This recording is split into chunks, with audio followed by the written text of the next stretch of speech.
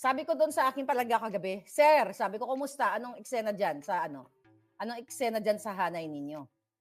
Ang sabi sa akin, ito basahin ko eksakto Sabi ko sa inyo mga puting asko. Sabi ko, Sir, kumusta na po? Siyempre, Sir lalaki, kumusta po? Anong feedback natin dyan sa PIDEA at sa ating hanay ng mga kapulisan?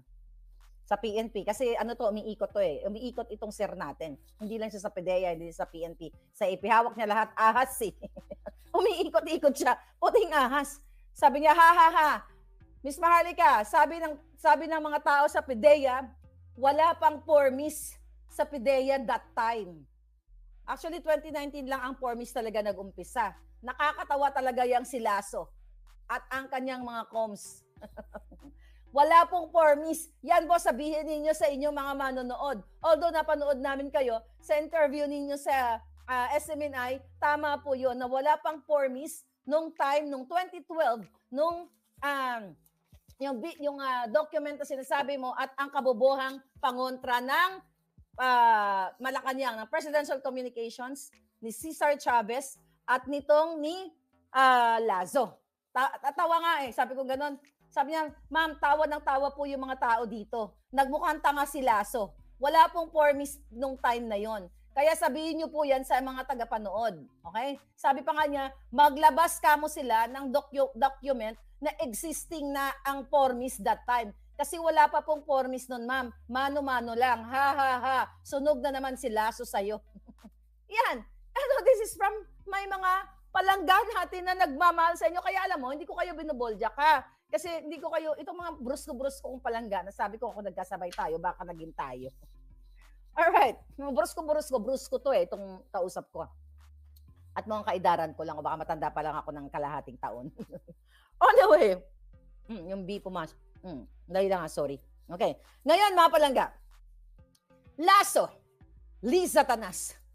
Alam mo, bigla akong, hindi tayo dapat maawa kay Kuting Okay? Nung sinabi sa akin itong pinaka-reliable na siya isinusubuan lang kung ano ang, kung ano ang ipapagawa sa kanya o pinapatulog, matulog na lang muna dyan. Siguro kay Kuting, ito, siguro sabi ni Lisa, at sabi ko, sabi ni Tambalo, susubuan mo na yung asawa mo ng pulburon at may gagawin na tayong kahindik-hindik. Siguro sabi ni Lisa Tanas, dear, this is your pulburon. Just get some rest and I'll do the rest. Siguro nagaganon-ganon ang bigaon. So, nakakabahala talaga to. Sabi niya, sabi ni Palangga, maglabas, nasabi ko na pala to, maglabas kamo sila ng document na existing ang promise that time. Kasi wala pang promise nun. Paano, pag sinungaling talaga yung press release na yung PIDEA na yan. Yan sila kamo ang fake news. Ma'am, huwag nyo silang tatantanan. Nandito lang kami sa likod mo, nag-aantay ng tamang panahon. Sa tamang panahon, dadadan, maliligwak na si Kuting. Malapit na to. Ma'am, sabi niya, mano-mano lang yung panahon na yon noong 2012. Meaning, logbook at compilation lang noong 2012.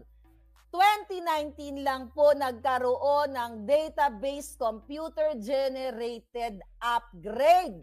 Mga bobo po talaga, exact yung word niya, mga bobo po talaga itong mga tao nila. So ang gobyernong ito, mga sinungaling.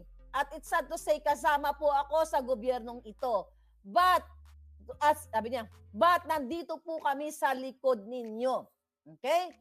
Tapos sabi niya, magsinungaling na nga lang, hindi pa ginalingan. Yan po ang sabihin ninyo na paulit-ulitin ninyo.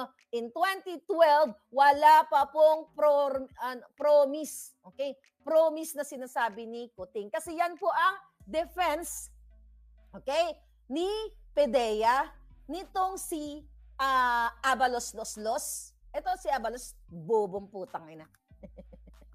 Bobong jutang Jenemas. Alam mo, Abalos, napanood kita kaya kita napanood dahil dun sa ulat ng sa interview namin ni Ka-Eric at Doc Lorraine kahapon sa mahalin natin ang Pilipinas. Alam mo, nahirapan na kayo hanapin, Doc Lorraine. Talagang ginugurgur yung kanilang Facebook at saka YouTube. Mahalin natin ang Pilipinas. Ayan, senior ko dyan. Nandyan sa Facebook at saka sa YouTube natin. Okay. Napanood ko itong si Abalos na sinasabi niya, sa panahon ngayon, sa mga panahon ngayon, na hindi sabi niya, hindi gumaganon din si bakla eh. Ayan, no? Hindi na dapat tayo nakikinig sa, o naniniwala basta-basta sa fake news. Kasi ako nga na fake news din ako. Sabi niya, na identity theft ako.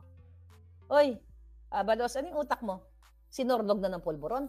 Magkaiba ang issue ng identity theft dito sa dokumentong inilabas ko. Siyo nga, magbibigay ka lang naman ng example, hindi mo pa ginalingan.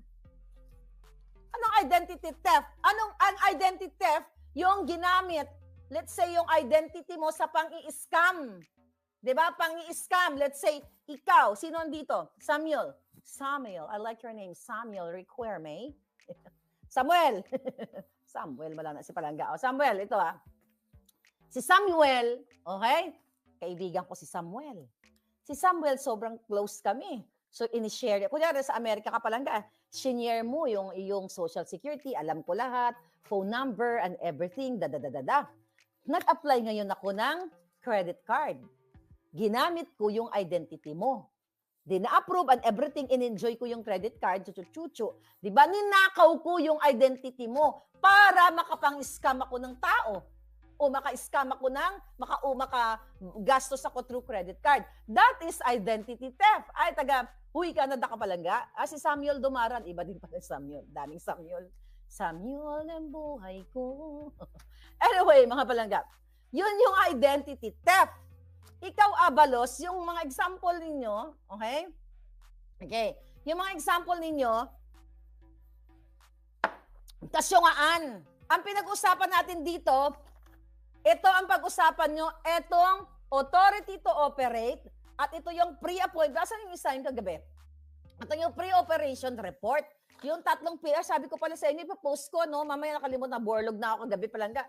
Na showgod ang kipailam ko. Okay. Ngayon, itong report, itong isa memorandum, okay? Ito ang pasinungalingan ninyo. At sabi mismo ng mga taga-PDEA, nung time na yon, wala pa yung formis-formis. Anong identity theft, Abalos? At saan ka lumalayo ka? Hindi yun ang topic natin. Yes, may fake news.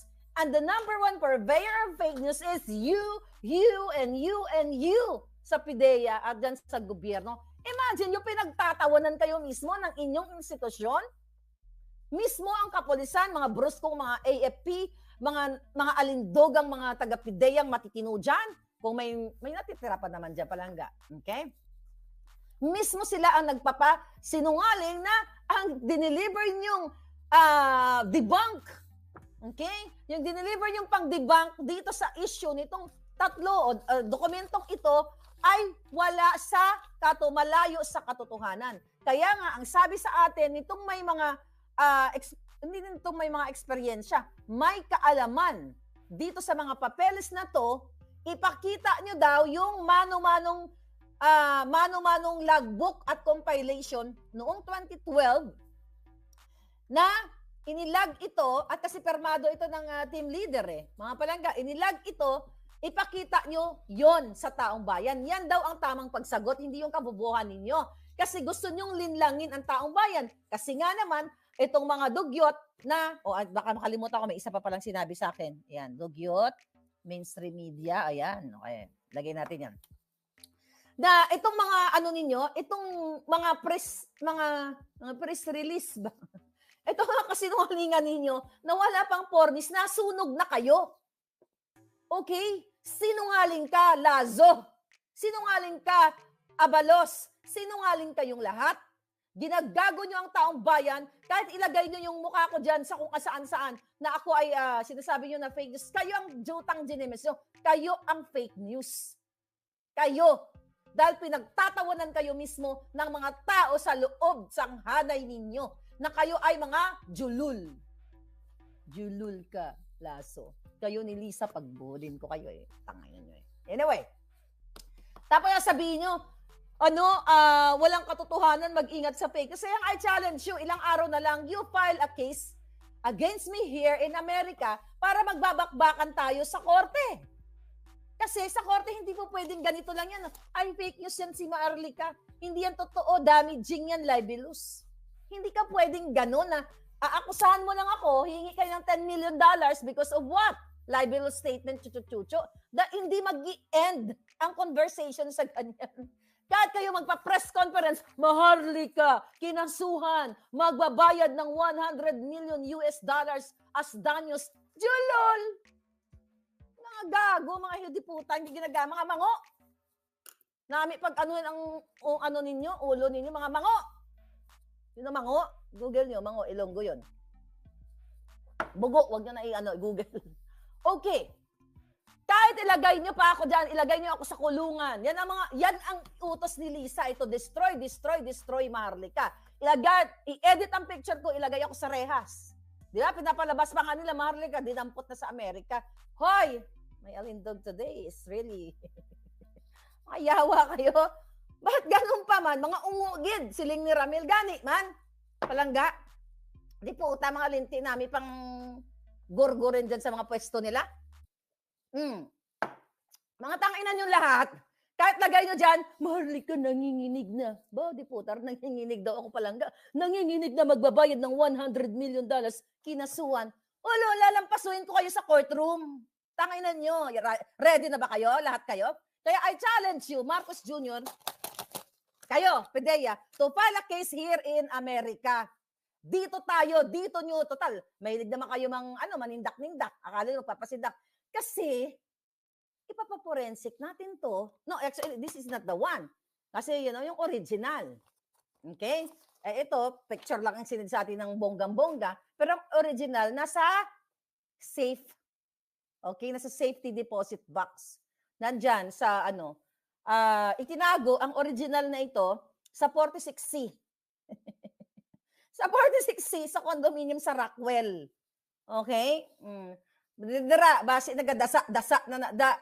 Baka maka 46C, baka nasa Daza Street. Baka ganun. Daza Street. You know what? Ay, ito mga hinayupak na ito, pinaggagago tayo. Basagin ko tong trip nyo eh. Basagin ko yung trip nyo. Okay? So, ayun mga palangga. Maharlika, magkukulong na. Ulol, kukulong ko kayo sa mga bisig ko, palangga. Anyway, bisig, parang lalaki. But anyway, bigla ako yung naging lalaki. Magganong pa man, mga kababayan. Matutok tayo. Eto, Lasso, Kuting. Kasi total, ayaw mo magpa-drug test. Total, ang yabang nyo eh. Di ba gusto nyo ako makulong? Di ba gusto nyo akong kitilan ng buhay? Ito, pagkakataon nyo na sabihin sa buong mundo, na pahiyain ako sa buong mundo. Pag ako natalo dito, wala nang maniniwala sa akin.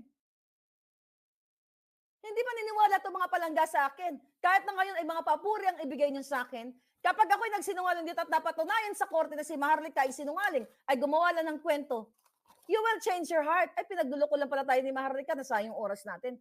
That's why I challenge them to file a case against me until Friday. So para magbakbakan tayo, Kuting, sa korte. Gusto ko na makabakbakan eh. Kita ko kung paano ka mabulol-bulol doon. Para mapatunayan natin sa buong mundo, once and for all, kung sino ang mother of fake news. Kung di yan si Lisa Satanas na yan, na mismo ang picture niya, doon, ako ba, mga palangga, ang alindog ko dyan. Pakita lang natin uli, Hiller. Mayawa, eto na lang eh. Eto nang paulit-ulit ko sa inyo eh. Na ginago kayo eh. Ayan. Can you move? Ayan. Okay. Ayan na lang eh, palangga eh. Loto. Sino ngayon ang mother of fake news? Ayan na lang ang mukha ni Hitad ng ahas. Mula sa guru-guru hanggang sa puro-puro. Sino ngayon ang mother of fake news sa atin? Mula sa buntis ng 9 months hanggang sa buntis ng 3 years. Mula sa 3 years pala. 3 years na buntis ang litrato, naging 1 year na lang. Di ba? Tanginan ninyo. Yan, ipaporensik ninyo kung sino nag-edit niyan. Yan, tanginan nyo, ginagamit yung pera ng bayan para dyan sa before pison, after pison.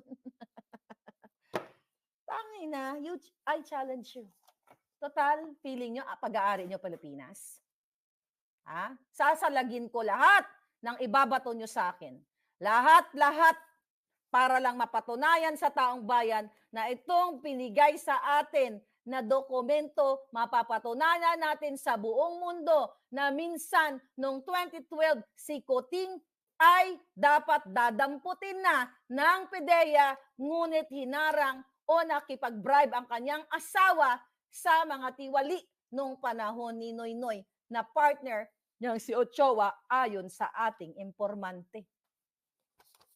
Doon tayo magbabakbakan sa dokumentong ito. Ito na ang panahon ninyo. Di ba, Lisa, gumagawa ka ng paraan kung paano ako magipit. Naghahanap ka ng mga tao para ako ay gipit-gipitin. Kaya lang, ang tsunga mo. Ang mga nahanap mong tao, mga scammer katulad mo. Kaya ilalampaso ko kayong lahat. Buisit kayong mga alpot kag yatay ka. Gulp Seward. Yan. Tago ko na to si Beekeeper. Alala ko to yung poging-pogi si Adam Clay. Okay? Ngayon, mga palangga. Hi, giatay.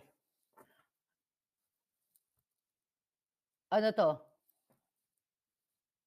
Sabi nito pala. Dance, ma'am, I posed a question to you last year in a message or email regarding what they are asking here. My hint is for you to look closely at the second and third child. Genealogy plus the... Swing. Third child. Oh, sino doon? Third child ni Kuting? No, what do you mean? Nakalimutan ko. Sige, paki-comment mo dyan palangga. Baka na bangag ako today sa galit. Alright? Giatay ka, sabi ni Giatay ka, Lisa, sabi ni Bisaya and Germany before and after peace zone.